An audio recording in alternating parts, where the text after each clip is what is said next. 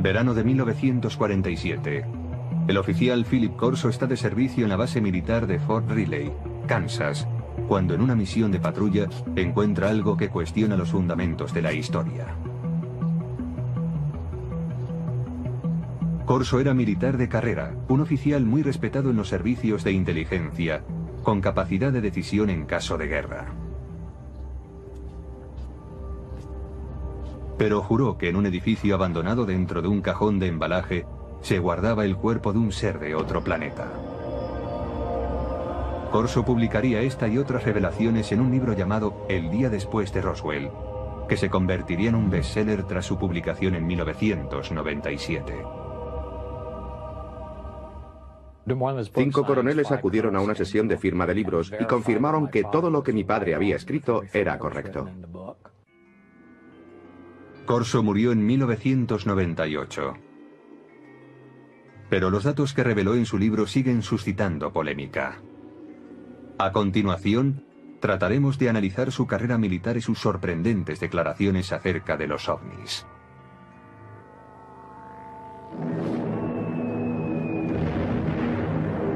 ...1942, el año siguiente al ataque de Pearl Harbor.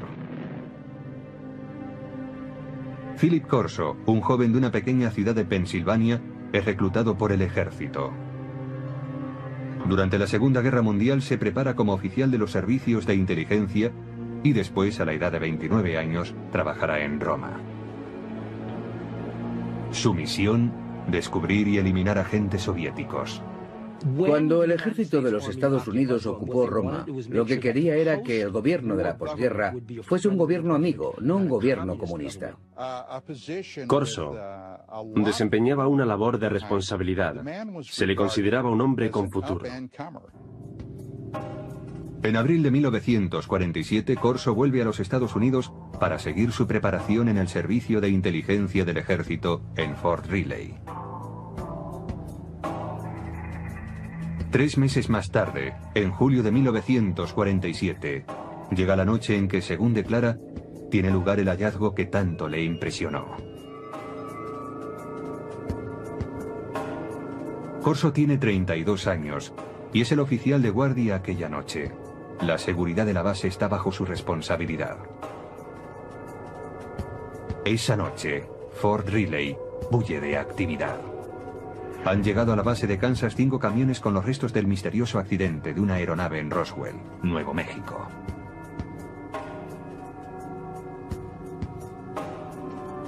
Corso, como oficial de inteligencia, está intrigado por el cargamento. Y hacia las 11 de la noche, entra en el edificio donde se ha dejado la carga. Un policía militar le confiesa que ha mirado en uno de los cajones que formaba parte del cargamento y que no puede describir lo que ha visto. Entonces Corso decide mirar también. Y descubre una especie de ataúdes. Son pequeños, como ataúdes para niños. Intrigado, levanta la tapa de uno de ellos. It looked like a thin body, and a humanoid with a sort of a big head on it, and eyes, but not too long, and not the shape of it was not as wide, as I say, as our bodies are. Corso dice que aquel fue su primer encuentro con extraterrestres, pero que no sería el último, ni el más significativo. Más tarde, le serían confiados expedientes secretos y objetos de origen extraterrestre. Estos últimos, según él, provocarían una revolución tecnológica. Pero en 1947 acababa de empezar esta historia.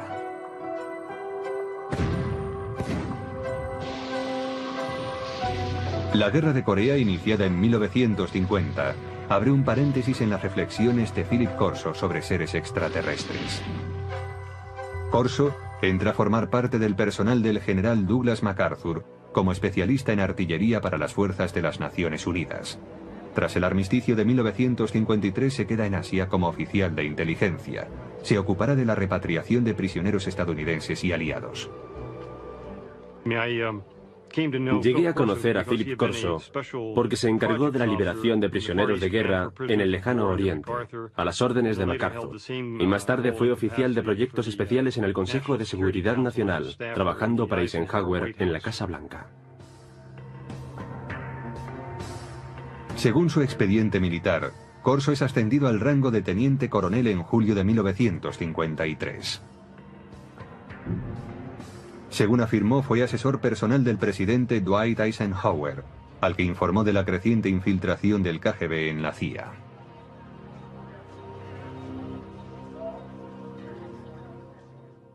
Y Corso se quejaba de esto ante Eisenhower en el Consejo de Seguridad Nacional. Corso declara también que Eisenhower le premió otorgándole la comandancia de un batallón.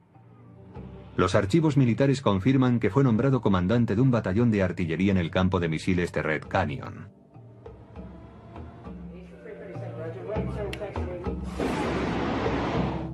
En octubre de aquel año, Corso está al mando de un batallón en Alemania Occidental, donde desarrolla nuevas estrategias de tiro para ataques nucleares. Allí demuestra que sabe cumplir órdenes, pero también demuestra que tiene iniciativa. Está al mando de una batería de armas nucleares. Si se hubiese declarado la guerra contra la Unión Soviética en los años 50, cuando Corso estaba en Alemania, él habría tenido autoridad para disparar armas nucleares. Pero cuando vuelve de Alemania, su carrera cambia totalmente de dirección. El brillante oficial de la inteligencia, intrépido cazador de espías enemigos y comandante de artillería con potestad para utilizar armamento nuclear, se convierte ahora en reservista de la Guardia Nacional. En octubre de 1960, Corso está prácticamente retirado. Es asesor a tiempo parcial en una base de la Guardia Nacional en Maryland. Se podría decir que alguien no estaba satisfecho con él. No tuvo la recompensa merecida. Pero algunos creen que Corso está siendo reservado para su cometido más importante y secreto. Hay una mano oculta que dirige su carrera. Es la mano de Arthur Trudeau. Philip Corso tiene un poderoso protector en el teniente general Arthur Trudeau. Graduado en West Point, en la promoción de 1924, Trudeau es considerado un oficial progresista y admirador de la alta tecnología. En la época de la Guerra Fría es el primero en proponer una formación tecnológica para los oficiales de la inteligencia, y en 1958 es nombrado director del área de investigación y desarrollo del ejército. Cuando Trudeau tiene ocasión de nombrar a un adjunto, recurre a Corso, y así se inicia la etapa de este último en el área de investigación y desarrollo. General called me and said, "Don, establish Foreign Technology Division, and you're the chief of it. And you got an office down next floor under me." Hasta ese momento de su carrera, la trayectoria de Corso en el ejército es fácilmente verificable examinando los archivos militares. Trabajó en el Pentágono. Allí estaba su despacho, así consta. Y lo hizo para el general Trudeau, que le conocía bien, de eso no hay duda. Pero desde que empezó su labor en el Pentágono, el rastro de su carrera es más difícil de seguir y también es más difícil confirmar sus declaraciones. Corso escribió que su trabajo en el Pentágono incluía el análisis de los avances militares extranjeros como el armamento para helicópteros desarrollado por los franceses o el caza de despegue y aterrizaje vertical del ejército británico. Dicha tecnología sería invertida por los estadounidenses. Los militares han desarrollado a lo largo de los años una serie de proyectos dirigidos a copiar dispositivos tecnológicos provenientes del extranjero. Así, una de las tareas de Corso era acceder a esa tecnología extranjera, como la francesa, e invertir su ingeniería. Si se descubría algo bueno, era incluido en los planes tecnológicos propios. Invertir la tecnología enemiga resultó algo habitual en la época de la Guerra Fría. Los soviéticos utilizaron los aviones Sabor capturados de los norteamericanos para invertir su tecnología, y los Estados Unidos utilizaron los MiG capturados para invertir la ingeniería soviética. La tarea de Corso implicaba estudiar la tecnología extranjera, pero su trabajo cambiaría pronto. Poco después del 20 de julio de 1961, dice Corso, el general Trudeau le llama a su despacho y le adjudica una labor sorprendente: examinar la tecnología de la nave extraterrestre que se estrelló en Roswell, Nuevo México, en 1947.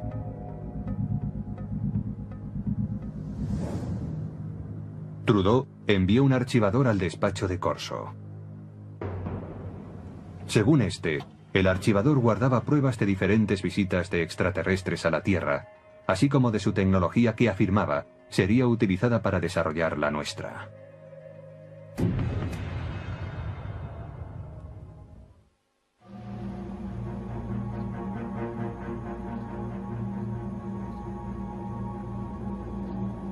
Philip Corso declaró que en 1947 él había visto los cuerpos de los extraterrestres cuyo ovni se había estrellado cerca de Roswell, Nuevo México. La descripción de Corso coincide con la de aquellos que se declararon testigos del accidente. Los alienígenas, según estos testigos, eran 4 pequeños seres humanoides, con manos de 4 dedos, piernas delgadas, una cabeza excesivamente grande y ojos en forma de almendra.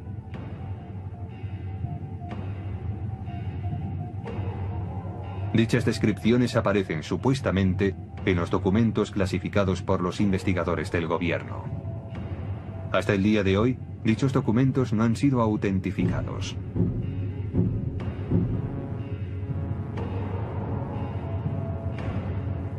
Corso insiste en que él nunca habló con nadie sobre lo que vio en Fort Riley.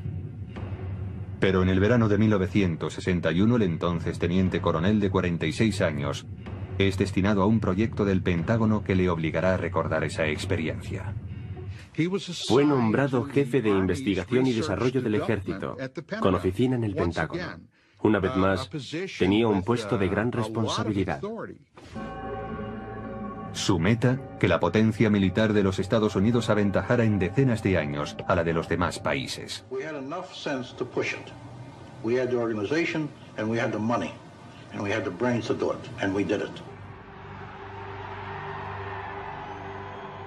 Durante la época de la Guerra Fría, dice Corso, preocupaba mucho al gobierno que los rusos llegasen a tener acceso a los materiales extraterrestres o, lo que era aún peor, que los alienígenas utilizaran su superior tecnología para invadir la Tierra. Según Corso, un armario archivador contiene los extraordinarios utensilios hallados en Roswell.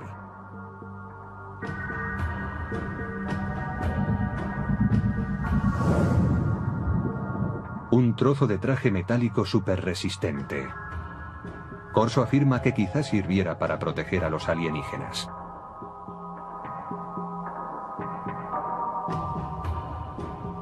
Un tubo que parece lanzar una potente luz roja. El teniente coronel piensa que podría ser un instrumento quirúrgico o un arma. Una corona para la cabeza que, según los informes militares, podría haberse usado para transmitir pensamientos o para guiar la nave espacial. Circuitos impresos en miniatura, posiblemente un microcircuito prefabricado.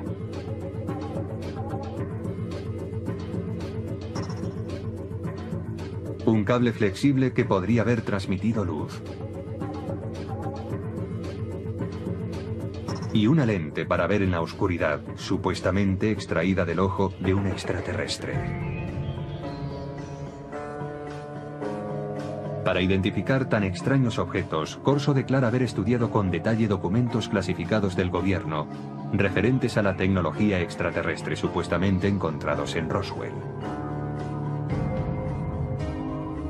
Según dichos informes, algunos de los más destacados científicos del mundo, hombres como Werner von Braun y J. Robert Oppenheimer, accedieron al lugar del accidente en Roswell. Corso dice que el teniente general Trudeau le autorizó a confeccionar la lista de hombres que incluiría en su equipo. You will put on that team anybody that you want. Engineers, scientists, and even I told the Germans. Told them I'll take a couple of Germans too, in addition to the US scientists. Basándose en la cuidadosa lectura de los informes Roswell, Corso declara haber desarrollado su propia teoría sobre cómo podría funcionar la nave extraterrestre. Lo que decía Corso era que la nave no era un platillo volante. No vino volando, sino que lo hizo saltando en el tiempo. Decía que eso era todo lo que sabía, que había una especie de onda alrededor de la nave, que hacía suponer que se trataba no de una nave espacial, sino de una máquina del tiempo. Y la razón es que para recorrer tan enormes distancias, tenía que abandonar lo que nosotros conocemos en física como un continuum espacio-tiempo, desprenderse de eso y aparecer repentinamente en otro lugar. En las notas personales de Corso hay dibujos que detallan sus conceptos. Corso especula con que la nave extraterrestre fuese manejada mentalmente por un mecanismo encajado en el cráneo del alienígena. Parece que si se gira la corona en torno al cráneo del alienígena, las tomas electromagnéticas encajarían con determinadas partes de su cerebro.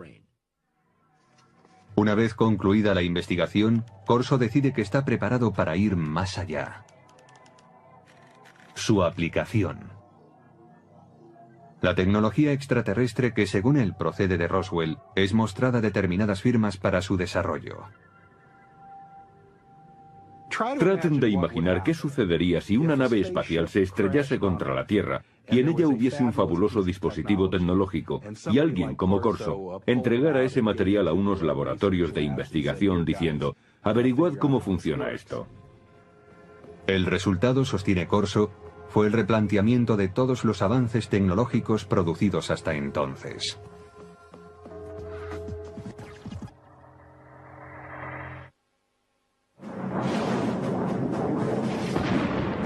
En la década de 1960, la potencia militar estadounidense está plenamente entregada a la Guerra Fría. El teniente coronel Philip Corso quiere usar en su apoyo la tecnología extraterrestre. A finales del verano de 1961, empieza a ponerse en contacto con laboratorios de armamento militar para tratar la cuestión.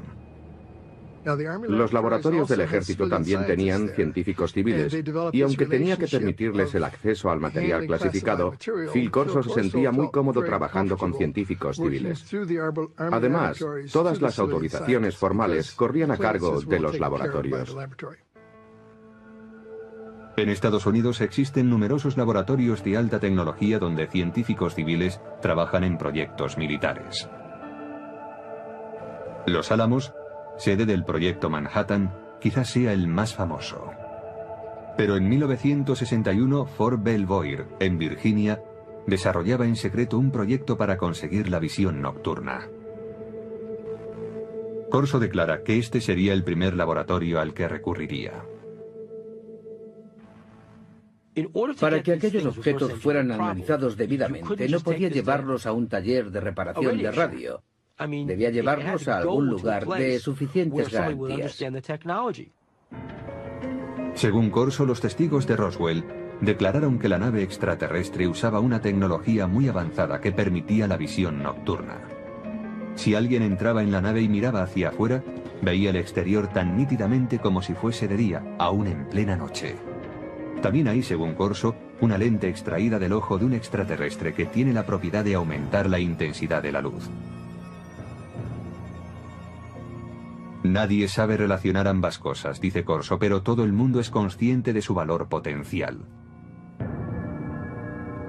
Corso mantiene que a finales del verano de 1961 muestra a los investigadores de Fort Belvoir la lente extraída del ojo del alienígena y, al parecer, otro tipo de tecnología para aumentar la intensidad de la luz, también hallado en la nave.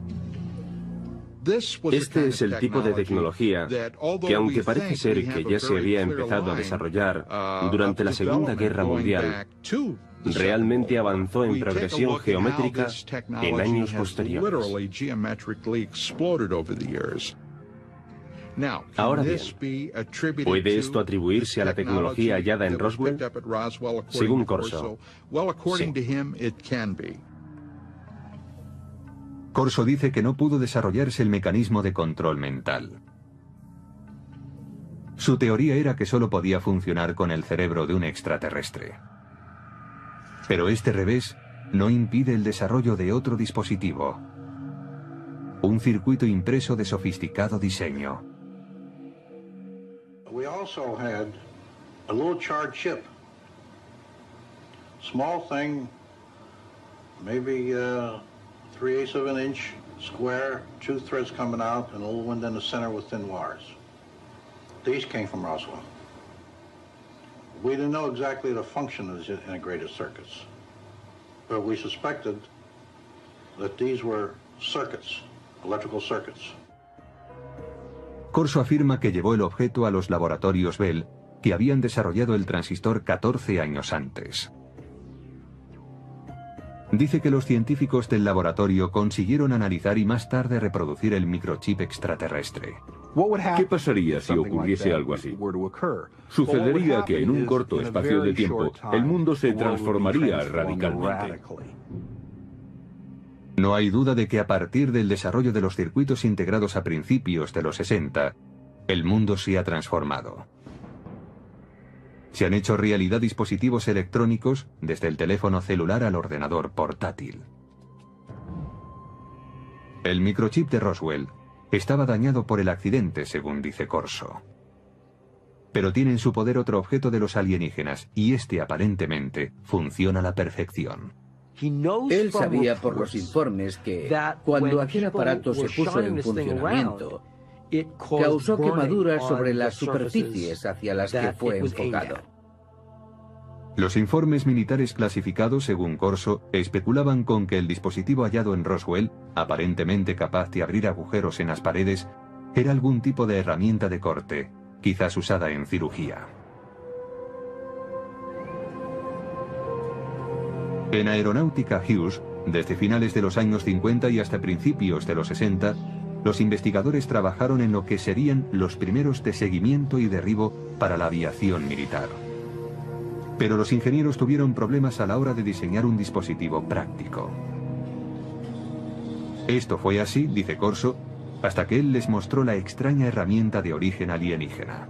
El proceso se aceleró después de los años 60 y 61, porque se inventaron nuevos métodos de fabricación de dispositivos láser. A medida que avanzaba la ciencia, avanzaba también la ingeniería. Según los informes, el archivador citado por Corso contiene otro tesoro encontrado en Roswell. It was glass tubes. And they emitted different color lights. And those were sent to Bell Laboratories. From that was one of the greatest advancements I think we have today, came out in fiber optics. Muchos investigadores de ovnis mantienen la teoría de que la nave no tenía cables convencionales porque estaba dotada de cables de fibra óptica. Resulta que la transmisión de información mediante la luz era ya una tecnología conocida. Data de la época de uno de los pioneros del teléfono, Alexander Graham Bell, que hizo pruebas con un aparato que él llamó fotófono en 1880. Casi nadie ha oído hablar de él, pero muchos científicos de la época creían que el fotófono era un invento mucho más meritorio que el teléfono. El fotófono era una manera de transmitir la voz mediante un rayo de luz. La investigación instada por Corso determinó que la transmisión de datos por medio de la luz era inviable debido a que no se podía dirigir un rayo de luz con capacidad para desviarse al hallar un obstáculo. Pero Corso confiaba en que el dispositivo de Roswell podría contener la solución. Estudiaron aquella fibra de vidrio y vieron que la luz podía desviarse, es decir, podía trazar curvas. Llegaron a la conclusión de que aquello se debía al revestimiento del cable. Aquella era la clave para hacer funcionar la fibra óptica. Aunque el uso de la fibra óptica no se generalizó hasta los años 70, los investigadores de ovnis creen que el revestimiento del dispositivo extraterrestre, una capa externa que cubría la fibra conductora, es lo que posibilitó el avance de la fibra óptica en nuestro planeta. Corso también examina algunas fibras muy resistentes que, según los informes militares, proceden de los trajes de los alienígenas. The first thing of the fabric that amazed me was a thread that I couldn't cut with a razor blade. Just a thread. Corso ofrece en su libro una teoría referente a las fibras que componían el tejido de los trajes alienígenas. El cuerpo de los extraterrestres, posiblemente de materia más vulnerable, estaba protegido por la gran resistencia de un tejido que, en cierto modo, formaba un escudo. Y según Corso, no se vestían con él, sino que lo tejían a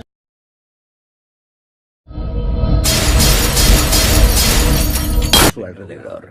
Es decir, lo hilaban como un capullo de seda.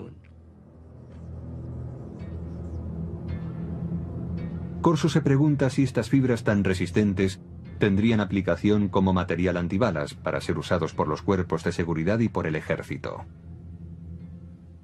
Corso asegura que el ejército intentó llevarlo a la Universidad de Colorado para tratar de fabricar dicho material. A mediados de la década de los 60 hubo grandes avances en cuanto a tejidos resistentes. Usaban la tecnología de los polímeros, el tipo de moléculas que, decía Corso, estaban presentes en el tejido extraterrestre. En 1965 se inventa el Kevlar, un tejido que se usaría en chalecos antibala. Una prueba más, según Corso, del impacto de la tecnología extraterrestre.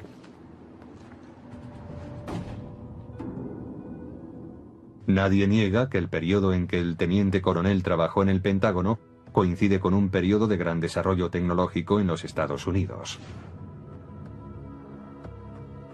Los defensores de Corso dicen que la tecnología alienígena tuvo mucho que ver, pero otros ven las cosas de un modo diferente.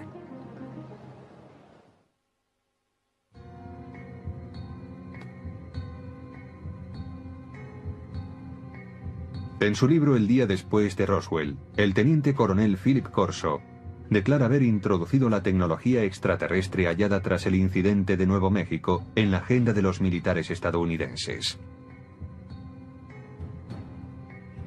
Pero otros afirman que los avances científicos de los años 60 no fueron obra de un héroe, ni se debieron a la ayuda extraterrestre. Resulta simpático pensar en un héroe que nos conduce a un mundo de avanzadas tecnologías adquiridas de platillos volantes. Pero después de trabajar en numerosos programas de investigación y desarrollo, puedo asegurar que no es esa la forma en la que avanza la tecnología. Por ejemplo, en un programa aeronáutico de propulsión nuclear, empleamos 3.500 personas, 1.100 de ellas eran ingenieros y científicos. Gastamos $100 millones al año. Esa es la clase de trabajo que se hace para desarrollar una nueva tecnología. Dice Corso que el uso del láser pasó de la teoría a la práctica después de que los científicos examinaran el objeto encontrado entre los restos del accidente de Roswell. Pero para los historiadores, eso es ciencia ficción. El láser es un buen ejemplo para aclarar que un invento no surge de la noche a la mañana. No se produce porque a un científico le llegue la inspiración, baje a su taller del sótano y 15 minutos después obtenga un rayo láser. En realidad, el estudio del láser empezó en 1951, cuando un físico de la Universidad de Columbia estaba dando un paseo por Washington. Aquel físico era Charles Townes. Me desperté pronto aquella mañana, preocupado por no haber llegado a ninguna conclusión. Después del desayuno salí a dar un paseo por el parque. De pronto pensé, un momento, podemos disponer de toda una colección de moléculas, todas ellas activadas por un exceso de energía. Me puse a hacer números y comprobé que podía hacer que aquello oscilara. Necesitó 2 años y $50.000 de subvenciones gubernamentales antes de presentar un prototipo de láser de microondas, aunque escasamente operativo. El primer dispositivo láser utilizaba microondas, no luz. La versión emisora de luz no estuvo operativa hasta 1960, 9 años después de que el profesor Townes iniciara sus investigaciones. En cuanto a la aportación de los alienígenas... No, los extraterrestres no tuvieron nada que ver con la tecnología del láser y en realidad yo tampoco. No creo que los extraterrestres nos hayan dado ninguna información. Mientras que el desarrollo del láser se produjo con lentitud, los circuitos integrados avanzaron rápidamente. Pero el mayor logro de los científicos vino mucho después de que Corso se jubilase. El verdadero avance tuvo lugar en 1971, cuando un hombre llamado Ted Hoff introdujo un microprocesador en una pieza de silicona, una computadora en un chip. Lo que sucede básicamente en un circuito integrado es que controlamos el flujo de electrones, o en ciertos casos, la ausencia de electrones. Ted Hoff, conocido como el arquitecto del microprocesador, empezó a trabajar con circuitos integrados en 1968. Hoff refuta la declaración de Corso según la cual un chip alienígena hallado tras el accidente de Roswell hizo posible una versión terrestre. En un accidente, se puede suponer que se han producido daños, y estos daños pueden hacer aún más difícil el análisis de un objeto. Incluso cuando se dispone del objeto, se necesita un contexto. Quien haya visto este objeto en aquellos días, sin un contexto en el que enmarcarlo, en otras palabras, sin saber para qué servía, tendría incluso menos posibilidades de entenderlo. Hoff dice además que para reproducir un circuito integrado, como Corso dice que se hizo en 1961, habría sido necesario un microscopio electrónico de exploración, el cual no se inventó hasta 1966. Incluso si se observan hoy en día estos objetos, su resolución es tal que los microscopios ópticos ordinarios no podrían apreciarla. Haría falta algo más sofisticado. No creo que en aquel tiempo nadie hubiese podido imaginar qué cosa era aquella. Philip Corso dice también que el cable de fibra óptica extraterrestre inspiró a los científicos. Pero los científicos no apoyan su afirmación, porque la fibra óptica requirió una confluencia de tecnologías que fueron apareciendo a lo largo de décadas. La idea empezó a ser realmente interesante en 1965, cuando el láser ya estaba disponible. Alguien supuso entonces que se podía dar un uso comercial a la fibra óptica. Y así, poco después, el proyecto fue abordado por un trío de inventores en Corning. Consiguieron por fin fabricar fibra óptica en 1970. La luz de un láser mejoraba la fuerza de la señal. El equipo de investigadores de Corning Glass creó una forma de sílice fundido. Este purísimo material de vidrio era capaz de transportar 65.000 veces más información que el hilo de cobre. La fibra óptica ya era algo interesante desde el punto de vista comercial, 10 años después de que Corso proclamara haber acelerado la tecnología. Ese fue el verdadero logro de Don Deck, Peter Schultz y Bob Maurer. Encontrar esa forma tan innovadora de fabricar vidrio. Corso declaró también que su secreto había inspirado un salto cuántico en la tecnología de la imagen. Pero los expertos afirman que la tecnología para convertir la noche en día también llevaba décadas desarrollándose. El proceso fue evolucionando paulatinamente. Había empezado allá por 1940, cuando se suministraron a los ejércitos aliados, en la Guerra del Pacífico, pantallas de radar con intensificación de imagen. El primer dispositivo de visión nocturna empleaba la formación de imágenes térmicas. Desarrollado por los alemanes durante la Segunda Guerra Mundial, convertía energía calorífica en un espectro visible usando una luz infrarroja y un receptor. Más tarde, a principios de los 60, William Spicer, un investigador del Departamento de Defensa, creó un mecanismo para la intensificación de la imagen. Los científicos de Fort Belvoir se basaron en sus trabajos. La intensificación de imagen no requiere luz adicional. Funciona como un receptor de radio para ondas lumínicas, amplificando la luz existente. Los intensificadores de imagen actuales son lo bastante pequeños para poderse llevar como gafas y son capaces de amplificar la luz, multiplicándola por 35.000. Los científicos argumentan que si Corso tenía realmente un intensificador de imagen extraterrestre, mostrárselo a los investigadores en 1960 habría ayudado poco al progreso de esa tecnología. La ingeniería necesaria progresaba a un ritmo muy lento. Lograr la visión nocturna fue, en gran medida, el resultado de un trabajo de ingeniería realmente brillante. Finalmente, según expertos en tecnología, las fibras superresistentes de Corso no venían de los trajes espaciales de los alienígenas, sino del fruto de años de investigación de una científica llamada Stephanie Kwolek, que trabajaba en la compañía DuPont. Ella consiguió enlazar cadenas de átomos en 1965. En 1971 el Kevlar ya estaba en el mercado. La teoría de que algo como el Kevlar salió de un platillo volante resulta tan chocante para mí como insultante para alguien como Stephanie Kwolek, que invirtió enormes esfuerzos, años de su vida, una enorme dedicación e inteligencia para desvelar los secretos de la naturaleza.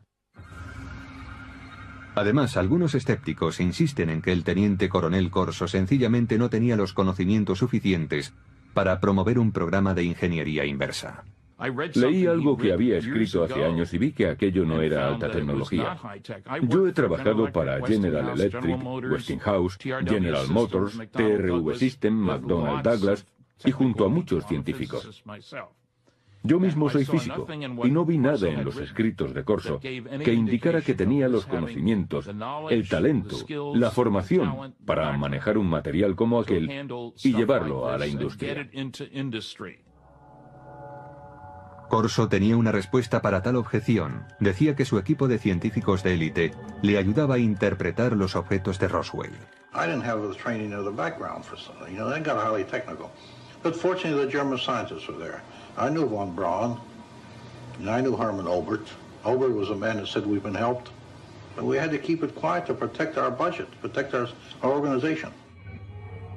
Para los escépticos, caben más dudas acerca de Corso. Según ellos, un teniente coronel no debería asumir funciones como las que Corso se atribuía. Creo que un indicio de su consideración dentro del ejército viene dado por el hecho de que nunca llegó a coronel, a pesar de sus muchos años de servicio. Pero otros apoyan las afirmaciones de Corso, en particular aquellos que dicen conocer el funcionamiento interno del ejército. En aquellos días, un teniente coronel tenía mucha más autoridad e importancia que ahora. Pero incluso hoy, hay tenientes coroneles que conocen mucho acerca de planes y operaciones importantes. Todos los científicos y militares con los que Corso dijo haber trabajado afirman que no había implicación extraterrestre en las tecnologías desarrolladas a partir de aquellos años. No existen documentos de ningún tipo que avalen las afirmaciones de Corso sobre ingeniería alienígena aplicada a la terrestre. Pero sus partidarios defienden que si no hay rastro de ningún documento, es por una razón.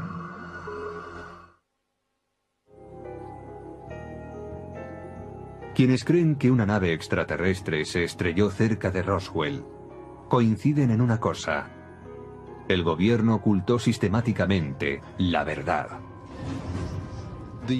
El gobierno de los Estados Unidos y otros gobiernos del mundo han ocultado pruebas para dar este asunto por concluido, pretendiendo así acabar con el misterio. Philip Corso alega que él también debía mantener en secreto su programa de ingeniería inversa. We couldn't discuss it. We made a decision. It cannot be discussed outside of us. We're doing good. We have the authority, we have the money for our R&D projects. Well, that's fine. Let's keep it that way. Let's not get mixed up in the murky area of whether they exist or not. En cuanto a la contribución de Corso a los avances de la ciencia, los escépticos dicen que la tecnología que él declara haber impulsado por aquella época ya estaba a punto de aparecer.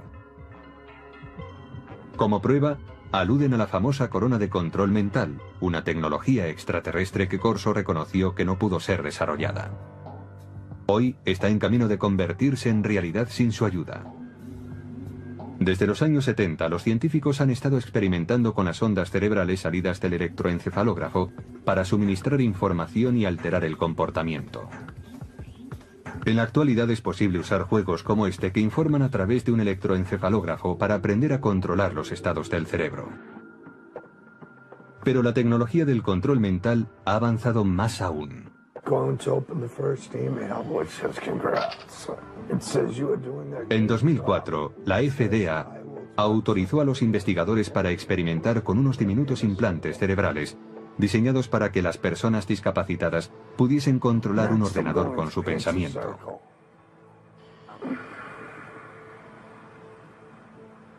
Los investigadores de ovnis dicen que los supuestos ocultamientos del gobierno pueden oscurecer para siempre los hechos de Roswell.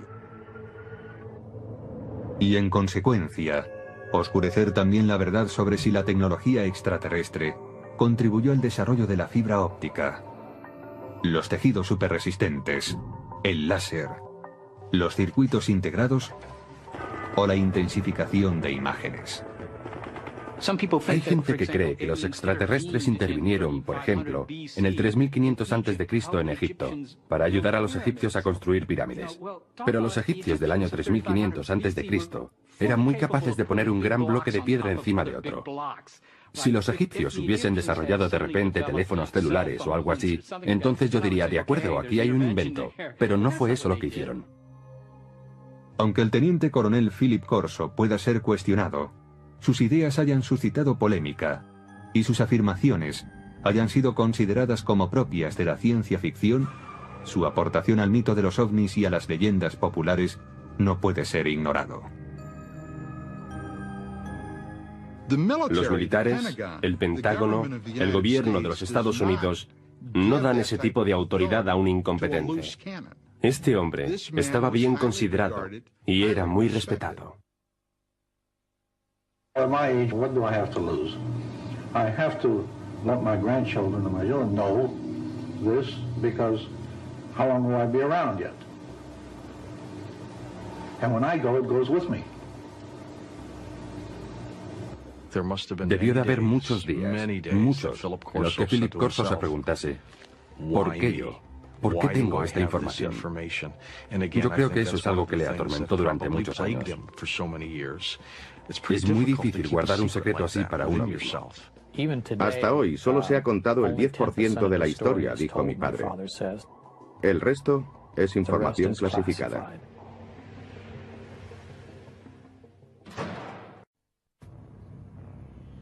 Julio de 1947, Roswell, Nuevo México. Muchos creen que los restos encontrados en el desierto cerca de esta pequeña ciudad pertenecen a un ovni. La pregunta es, ¿existen los ovnis? La respuesta es sí. Aún perdura la controversia sobre lo que aconteció allí aquella noche. Un exoficial de inteligencia del ejército de los Estados Unidos ha contribuido a la polémica. Según él, los ovnis no solo existen, sino que el ejército estadounidense ha copiado tecnología avanzada de ellos. Él lo sabe, afirma, porque ha tenido en sus manos muestras de esa tecnología y ha visto los cuerpos de los alienígenas encontrados en Roswell. The humanoid type body came from the Roswell area where there was a crash in 1947. ¿Por qué debemos creerle? ¿Por su rango? ¿Por los años de servicio al país y por su reputación? Pues era considerado uno de los militares más brillantes en su especialidad. ¿Quién es este individuo? ¿Qué dijo en el pasado? ¿Cuáles de sus predicciones se han cumplido? Según las palabras del teniente coronel Philip Corso, él era el responsable de que la tecnología extraterrestre llegara a los laboratorios militares y a los científicos civiles, quienes se valieron de ella para fabricar dispositivos láser, fibra óptica, circuitos integrados, gafas de visión nocturna y chalecos antibalas. Estudiamos platillos volantes que se han estrellado o que han sido derribados y tratamos de averiguar cómo funcionan. Muchos niegan que la tecnología extraterrestre haya sido el motor de la industria militar. Es una forma peculiar de confiar en la ingenuidad humana. Supe que Philip Corso no decía la verdad gracias a una serie de cosas. ¿Será la historia de Philip Corso fruto de su fantasía y su ambición? ¿O la confirmación de que en Roswell se estrelló un ovni en 1947? ¿Se inició realmente gracias a ese hecho un programa militar secreto que incorporaba la tecnología extraterrestre a la industria armamentística?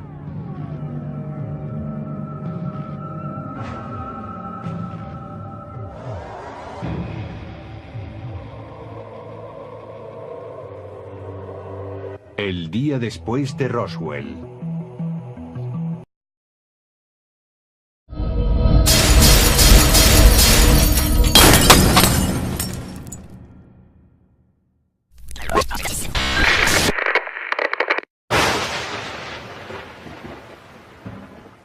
sospecha que podría ser un instrumento quirúrgico o un arma. Una corona para la cabeza que, según los informes militares, podría haberse usado para transmitir pensamientos o para guiar la nave espacial. Circuitos impresos en miniatura, posiblemente un microcircuito prefabricado.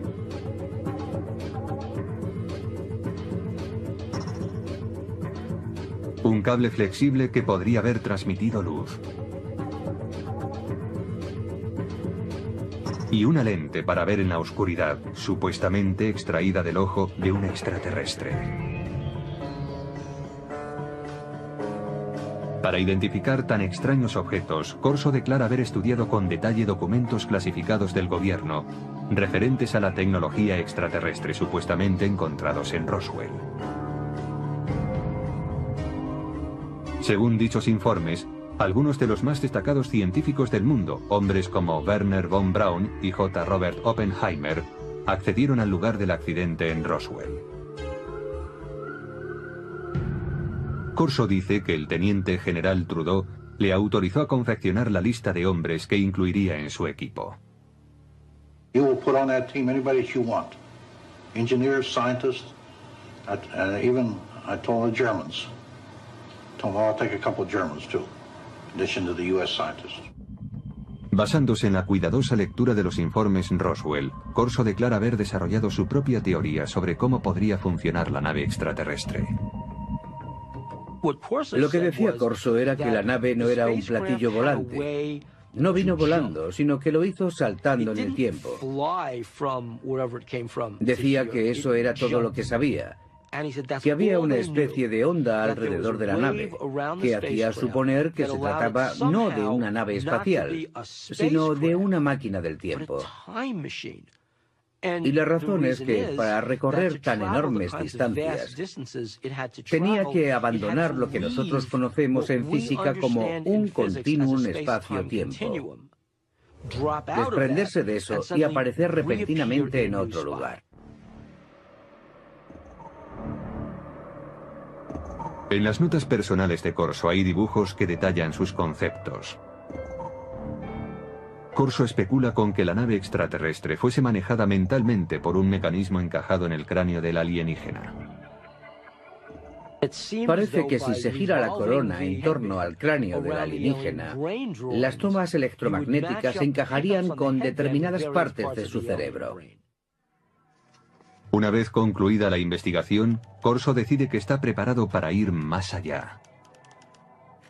Una tecnología extraterrestre que Corso reconoció que no pudo ser desarrollada. Hoy está en camino de convertirse en realidad sin su ayuda. Desde los años 70, los científicos han estado experimentando con las ondas cerebrales salidas del electroencefalógrafo para suministrar información y alterar el comportamiento. En la actualidad es posible usar juegos como este que informan a través de un electroencefalógrafo para aprender a controlar los estados del cerebro. Pero la tecnología del control mental ha avanzado más aún.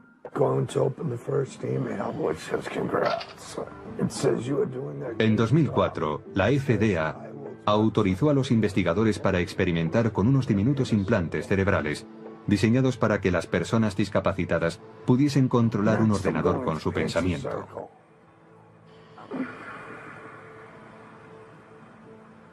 Los investigadores de ovnis dicen que los supuestos ocultamientos del gobierno pueden oscurecer para siempre los hechos de Roswell.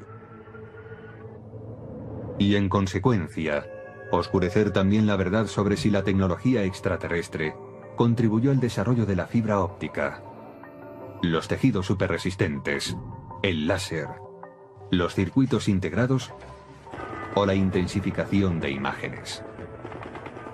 Hay gente que cree que los extraterrestres intervinieron, por ejemplo, en el 3500 a.C.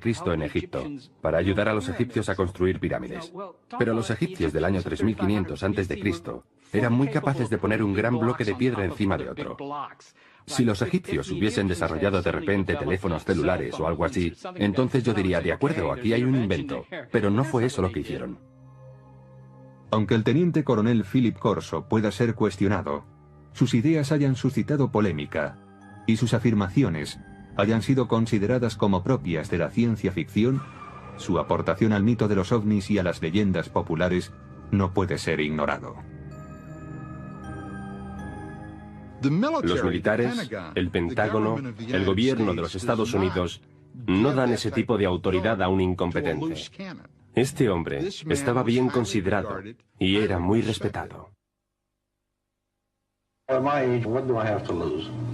I have to let my grandchildren and my children know this, because how long will I be around yet? And when I go, it goes with me. Debió de haber muchos días, muchos, en los que Philip Corso se preguntase, ¿por qué yo? ¿Por qué tengo esta información? Yo creo que eso es algo que le atormentó durante muchos años. Es muy difícil guardar un secreto así para uno mismo. Hasta hoy solo se ha contado el 10% de la historia, dijo mi padre. En su libro El día después de Roswell, el teniente coronel Philip Corso declara haber introducido la tecnología extraterrestre hallada tras el incidente de Nuevo México en la agenda de los militares estadounidenses. Pero otros afirman que los avances científicos de los años 60 no fueron obra de un héroe, ni se debieron a la ayuda extraterrestre. Resulta simpático pensar en un héroe que nos conduce a un mundo de avanzadas tecnologías adquiridas de platillos volantes. Pero después de trabajar en numerosos programas de investigación y desarrollo, puedo asegurar que no es esa la forma en la que avanza la tecnología. Por ejemplo, en un programa aeronáutico de propulsión nuclear, empleamos 3.500 personas, 1.100 de ellas eran ingenieros y científicos. Gastamos $100 millones al año.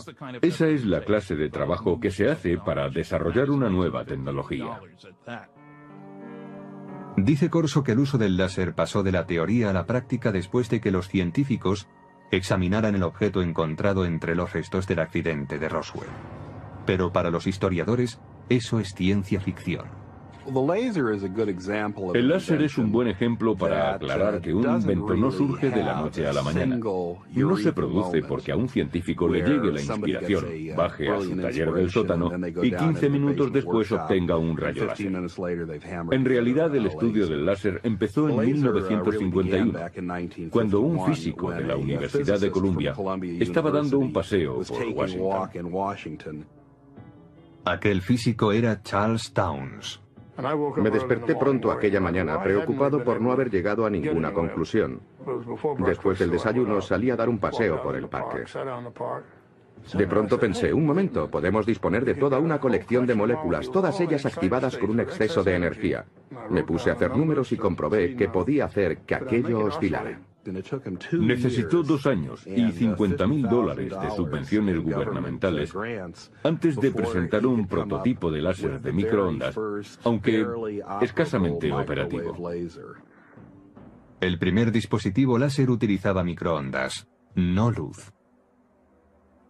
La versión emisora de luz no estuvo operativa hasta 1960, 9 años después de que el profesor Townes iniciara sus investigaciones. En cuanto a la aportación de los alienígenas... No, los extraterrestres no tuvieron nada que ver con la tecnología del láser y en realidad yo tampoco. No creo que los extraterrestres nos hayan dado ninguna información. Mientras que el desarrollo del láser se produjo con lentitud, los circuitos integrados avanzaron rápidamente. Pero el mayor logro de los científicos vino mucho después de que Corso... Dada un incompetente. Este hombre estaba bien considerado y era muy respetado. At my age, what do I have to lose? I have to let my grandchildren and my children know this, because how long will I be around yet? And when I go, it goes with me. Debió de haber muchos días, muchos, en los que Philip Corso se preguntase, ¿por qué yo? ¿Por qué tengo esta información? Yo creo que eso es algo que le atormentó durante muchos años. Es muy difícil guardar un secreto así para uno mismo.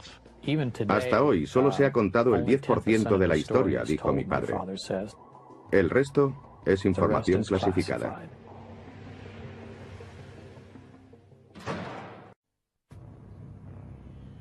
Julio de 1947, Roswell, Nuevo México. Muchos creen que los restos encontrados en el desierto cerca de esta pequeña ciudad pertenecen a un ovni. La pregunta es, ¿existen los ovnis? La respuesta es sí. Aún perdura la controversia sobre lo que aconteció allí aquella noche. Un exoficial de inteligencia del ejército de los Estados Unidos ha contribuido a la polémica. Según él, los ovnis no solo existen, sino que el ejército estadounidense ha copiado tecnología avanzada de ellos. Él lo sabe, afirma, porque ha tenido en sus manos muestras de esa tecnología y ha visto los cuerpos de los alienígenas encontrados en Roswell. The humanoid type body came from the Roswell area where there was a crash in 1947. ¿Por qué debemos creerle? ¿Por su rango? ¿Por los años de servicio al país y por su reputación? Pues era considerado uno de los militares más brillantes en su especialidad. ¿Quién es este individuo?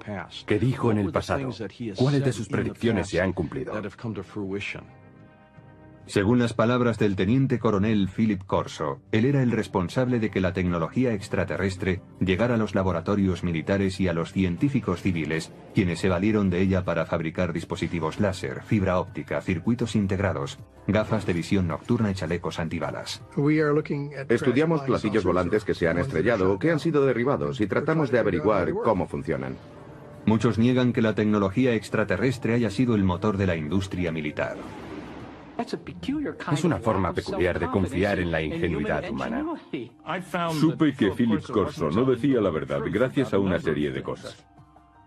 ¿Será la historia de Philip Corso fruto de su fantasía y su ambición? ¿O la confirmación de que en Roswell se estrelló un ovni en 1947? Se inició realmente gracias... Evolucionando paulatinamente. Había empezado allá por 1940, cuando se suministraron a los ejércitos aliados, en la Guerra del Pacífico, pantallas de radar con intensificación de imagen. El primer dispositivo de visión nocturna empleaba la formación de imágenes térmicas. Desarrollado por los alemanes durante la Segunda Guerra Mundial, convertía energía calorífica en un espectro visible usando una luz infrarroja y un receptor.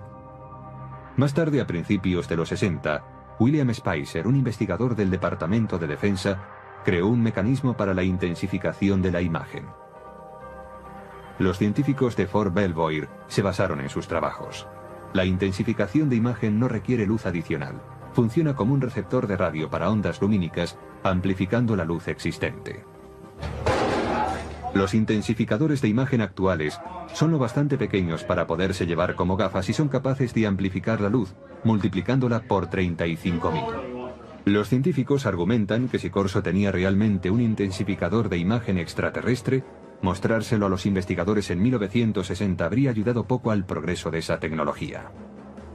La ingeniería necesaria progresaba a un ritmo muy lento. Lograr la visión nocturna fue, en gran medida, el resultado de un trabajo de ingeniería realmente brillante. Finalmente, según expertos en tecnología, las fibras superresistentes de Corso no venían de los trajes espaciales de los alienígenas, sino del fruto de años de investigación de una científica llamada Stephanie Kwolek, que trabajaba en la compañía DuPont. Ella consiguió enlazar cadenas de átomos en 1965. En 1971 el Kevlar ya estaba en el mercado. La teoría de que algo como el Kevlar salió de un platillo volante resulta tan chocante para mí como insultante para alguien como Stephanie Kwolek, que invirtió enormes esfuerzos, años de su vida, una enorme dedicación e inteligencia para desvelar los secretos de la naturaleza. Además, algunos escépticos insisten en que el teniente coronel Corso sencillamente no tenía los conocimientos suficientes para promover un programa de ingeniería inversa. Leí algo que había escrito hace años y vi que aquello no era alta tecnología. Yo he trabajado para General Electric, Westinghouse, General Motors, TRV System, McDonnell Douglas y junto a muchos científicos. Yo mismo soy físico y no vi nada en los escritos de Corso que indicara que tenía los conocimientos, el talento, la formación para manejar un material como aquel y llevarlo a la industria. Corso tenía una respuesta para tal objeción. En abril de 1947, Corso vuelve a los Estados Unidos para seguir su preparación en el servicio de inteligencia del ejército en Fort Riley. 3 meses más tarde, en julio de 1947, llega la noche en que, según declara, tiene lugar el hallazgo que tanto le impresionó. Corso tiene 32 años y es el oficial de guardia aquella noche. La seguridad de la base está bajo su responsabilidad. Esa noche, Fort Riley bulle de actividad. Han llegado a la base de Kansas 5 camiones con los restos del misterioso accidente de una aeronave en Roswell, Nuevo México.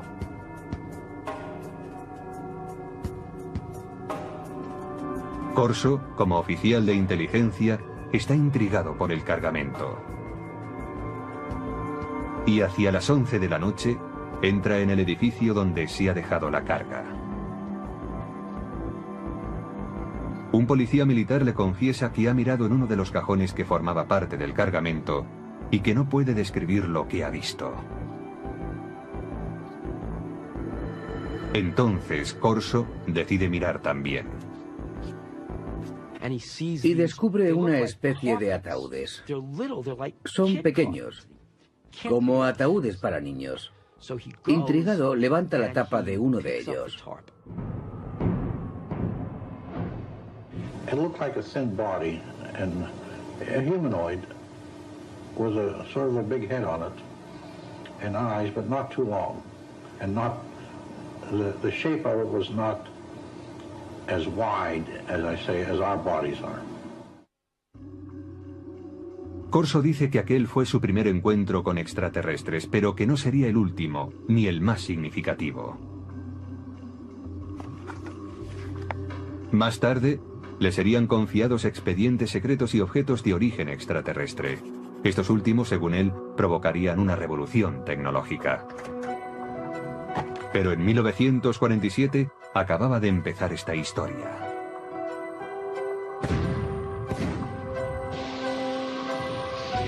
La Guerra de Corea, iniciada en 1950, abre un paréntesis en las reflexiones de Philip Corso sobre seres extraterrestres.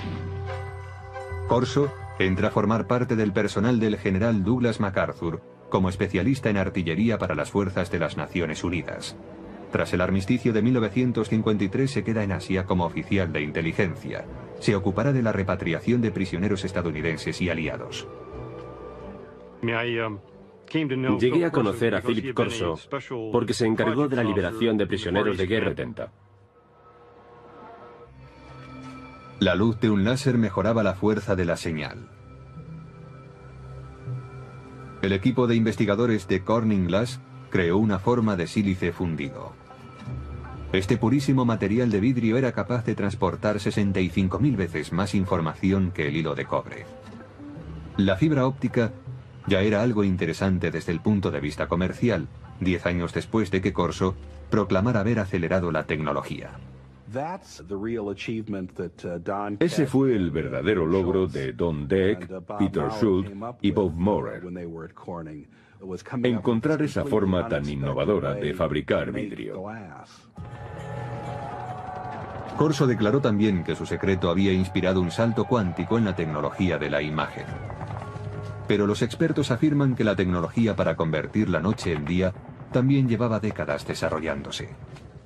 El proceso fue evolucionando paulatinamente. Había empezado allá por 1940, cuando se suministraron a los ejércitos aliados, en la Guerra del Pacífico, pantallas de radar con intensificación de imagen. El primer dispositivo de visión nocturna empleaba la formación de imágenes térmicas. Desarrollado por los alemanes durante la Segunda Guerra Mundial, convertía energía calorífica en un espectro visible usando una luz infrarroja y un receptor. Más tarde, a principios de los 60, William Spicer, un investigador del Departamento de Defensa, creó un mecanismo para la intensificación de la imagen. Los científicos de Fort Belvoir se basaron en sus trabajos. La intensificación de imagen no requiere luz adicional. Funciona como un receptor de radio para ondas lumínicas, amplificando la luz existente. Los intensificadores de imagen actuales son lo bastante pequeños para poderse llevar como gafas y son capaces de amplificar la luz, multiplicándola por 35.000. Los científicos argumentan que si Corso tenía realmente un intensificador de imagen extraterrestre, mostrárselo a los investigadores en 1960 habría ayudado poco al progreso de esa tecnología. La ingeniería necesaria progresaba a un ritmo muy lento. Lograr la visión nocturna fue, en gran medida, el resultado de un trabajo de ingeniería realmente brillante. Finalmente, según expertos en tecnología, las fibras superresistentes de Corso no venían de los trajes espaciales de los alienígenas, sino del fruto de años de investigación de una científica llamada Stephanie Kwolek, que trabajaba en la compañía DuPont. Ella consiguió enlazar cadenas de átomos en 1965. En 1971 el Kevlar ya estaba en el mercado. La teoría de que algo como el Kevlar salió de un platillo, pretendiendo así acabar con el misterio. Philip Corso alega que él también debía mantener en secreto su programa de ingeniería inversa. We couldn't discuss it. We made a decision. It cannot be discussed outside of us. We're doing good. We have the authority, we have the money for our R&D projects. Well, that's fine. Let's keep it that way. Let's not get mixed up in the murky area of whether they exist or not. En cuanto a la contribución de Corso a los avances de la ciencia, los escépticos dicen que la tecnología que él declara haber impulsado por aquella época ya estaba a punto de aparecer. Como prueba, aluden a la famosa corona de control mental, una tecnología extraterrestre que Corso reconoció que no pudo ser desarrollada. Hoy está en camino de convertirse en realidad sin su ayuda. Desde los años 70, los científicos han estado experimentando con las ondas cerebrales salidas del electroencefalógrafo para suministrar información y alterar el comportamiento. En la actualidad es posible usar juegos como este que informan a través de un electroencefalógrafo para aprender a controlar los estados del cerebro. Pero la tecnología del control mental ha avanzado más aún.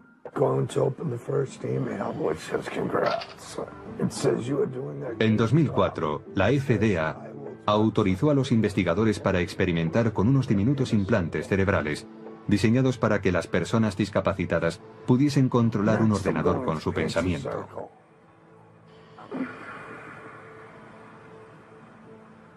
Los investigadores de ovnis dicen que los supuestos ocultamientos del gobierno pueden oscurecer para siempre los hechos de Roswell. Y en consecuencia, oscurecer también la verdad sobre si la tecnología extraterrestre contribuyó al desarrollo de la fibra óptica, los tejidos superresistentes, el láser, los circuitos integrados o la intensificación de imágenes. Hay gente que cree que los extraterrestres intervinieron, por ejemplo, en el 3500 a.C. en Egipto, para ayudar a los egipcios a construir pirámides. Pero los egipcios del año 3500 a.C. eran muy capaces de poner un gran bloque de piedra encima de otro. Si los egipcios hubiesen desarrollado de repente teléfonos celulares o algo así, entonces yo diría, de acuerdo, aquí hay un invento. Pero no fue eso lo que hicieron. Aunque el teniente coronel Philip Corso pueda ser cuestionado, sus ideas hayan suscitado polémica y sus afirmaciones hayan sido consideradas como propias de la ciencia ficción, su aportación al mito de los ovnis y a las leyendas populares no puede ser ignorado. Los militares, el Pentágono, el gobierno de los Estados Unidos no dan. Más tarde, le serían confiados expedientes secretos y objetos de origen extraterrestre. Estos últimos, según él, provocarían una revolución tecnológica. Pero en 1947 acababa de empezar esta historia.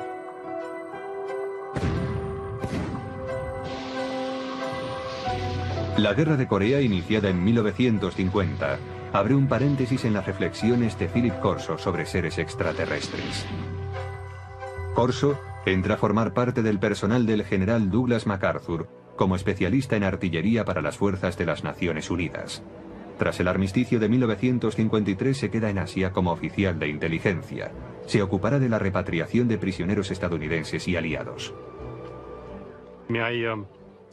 Llegué a conocer a Philip Corso porque se encargó de la liberación de prisioneros de guerra en el lejano Oriente, a las órdenes de MacArthur, y más tarde fue oficial de proyectos especiales en el Consejo de Seguridad Nacional, trabajando para Eisenhower en la Casa Blanca. Según su expediente militar, Corso es ascendido al rango de teniente coronel en julio de 1953. Según afirmó, fue asesor personal del presidente Dwight Eisenhower, al que informó de la creciente infiltración del KGB en la CIA.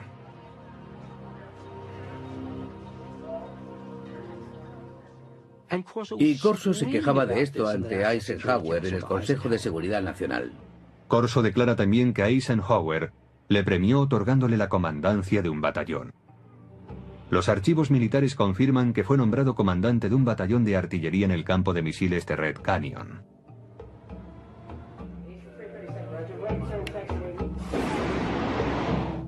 En octubre de aquel año, Corso está al mando de un batallón en Alemania Occidental, donde desarrolla nuevas estrategias de tiro para ataques nucleares.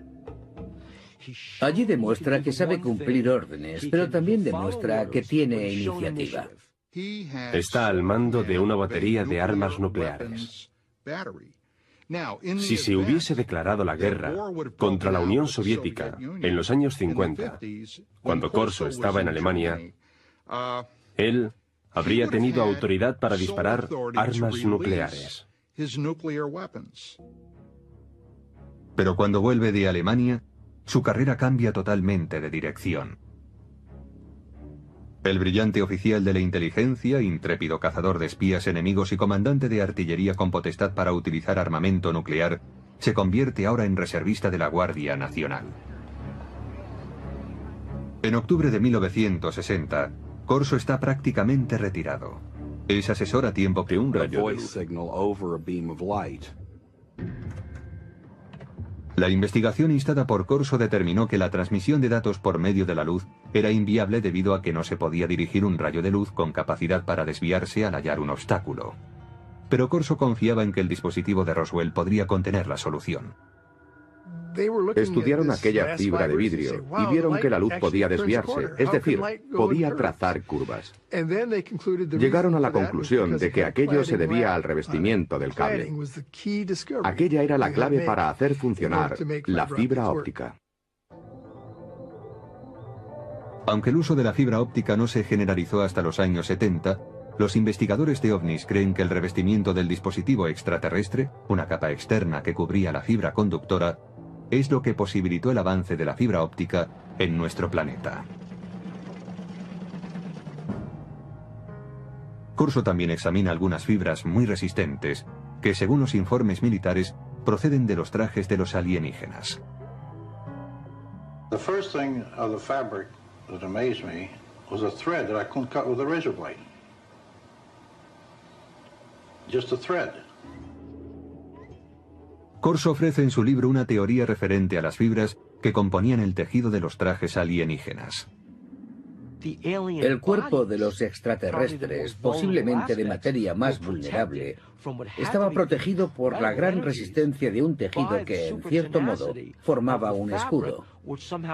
Y según Corso, no se vestían con él, sino que lo tejían a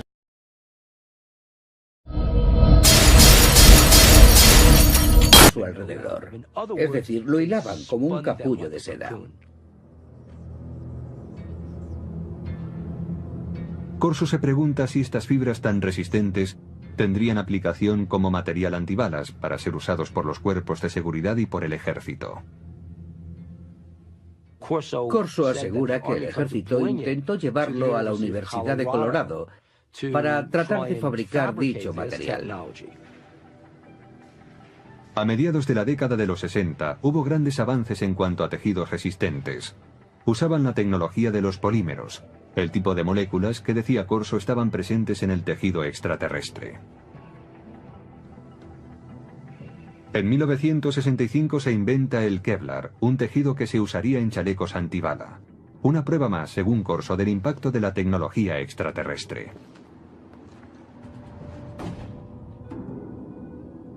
Nadie niega que el periodo en que el teniente coronel trabajó en el Pentágono coincide con un periodo de gran desarrollo tecnológico en los Estados Unidos. Los defensores